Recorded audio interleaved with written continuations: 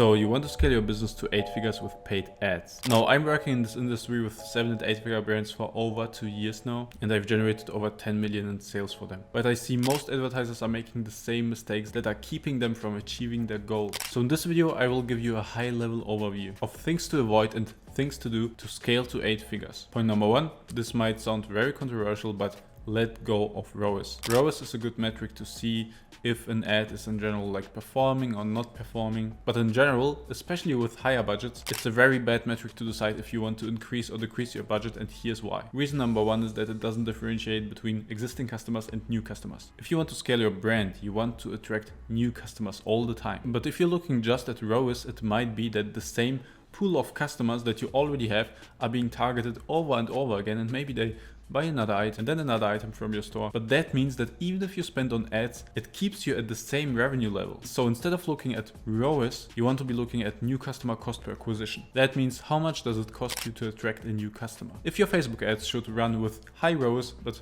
only target existing customers and maybe a small fraction of new customers, you will see that the ROAS is high of course, but the new customer cost per acquisition might be extremely high as well. But you want it to be as low as possible to acquire new customers. So in that case, you shouldn't scale, but actually create ads that acquire new customers for a lower cost before you scale. Now talking about ROAS and NCCPA, that leads me to point number 2, and that is thinking further ahead than day one profit. Many beginner brands look at, oh, I need to get a ROAS of 3 or a ROAS of 4 or 5 to be profitable from the purchases. Well, this is true, you have to understand that when you scale, ROAS tends to go down. And it might be that on low budget, you were able to achieve a ROAS of 4, 5, 6 or even higher. It certainly won't be the case when you want to scale to 7 or 8 figures. At some point, if you want to scale further, you have to let go of day one profit. Now you might be thinking, but that will make me bankrupt. Well, not quite. See, there are many brands that are running with a new customer ROAS target of, let's say, 0.8. That might sound terrible, but that enables them to scale much further. And the reason why they don't go bankrupt but actually scale much further that way is that once they acquire all those customers, maybe not profitably of course, those customers, let's say we're talking about a supplement brand, keep purchasing their supplements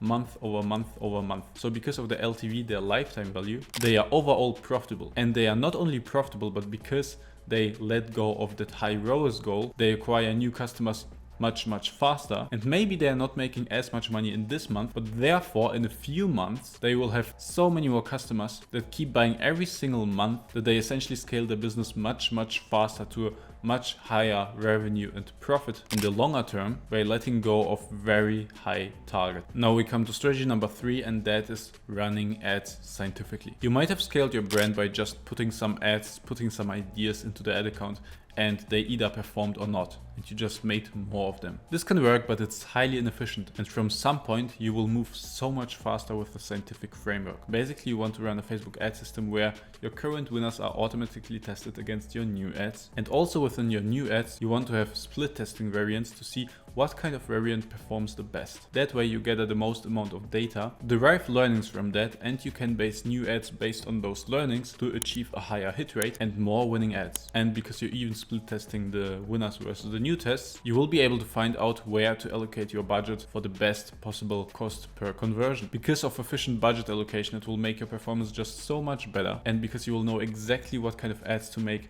to get new winning ads that make your brand scale, you will just move so much faster, and hitting 8 figures won't be gambling with new ad ideas, but it will be certain with a given creative strategy. Talking about the creative strategy, watch the video certainly to the end, because in the end I'll also reveal my 8-figure creative strategy that you can just copy and apply for your brand to run a scientific system that guarantees you growth. But now coming to the 4th strategy, and that is letting go of branding. Now I know this is a very big debate, especially 7 and 8 figure brands and bigger brands. They can be very specific about branding. But if you look into advertising history, even brands like McDonald's, like Apple, the biggest brands you know, they let go of branding when it results in performance. So even if your branding and your brand image is very dear to you, at least for the ads, let go of that and just look at the metrics. Look what's currently performing. Look what's currently trending and make ads based on that. If you want to scale, let go of your emotions and just look at the data. And strategy number 5 is master one platform. Now you might be thinking, I need Facebook ads, I need Google ads, I need Pinterest ads, I need TikTok ads, and so on and so on. And I know many people who start all of those at the same time to see what performs for them best. But the problem is it can take many years to master even one platform. And if you try everything at the same time, not with experts, but all by yourself, your focus will be so thinly spread that everything will maybe perform at 10% of its potential. And even worse, you will move so much slower because you try to learn so many things at the same time. So my advice here is focus on one platform fully and master it first. Mastering Facebook, or even not mastering it but just running it decently, can you already get to multi 7 or 8 figures. Once you're at the point when you have time and pretty much scaled up Facebook, you should of course keep adding new channels like Google and so on, just to reduce the risk and not just be fully reliable on Facebook. But you probably know that saying, to get rich, concentrate, to stay rich, diversify. And it's the same thing for advertising channels. Until you have mastered all of them, that can take well over 20 years. And at the same time, you're of course also busy managing other parts of the business and can't take care of every single detail of your Facebook ads. So if you want me to take you to 8 figures on Facebook, check the first link in the description and book a free call with me. Also, as promised previously, check out this video where I break down our 8-figure creative strategy in case you're interested in the details. Keep scaling, catch you there.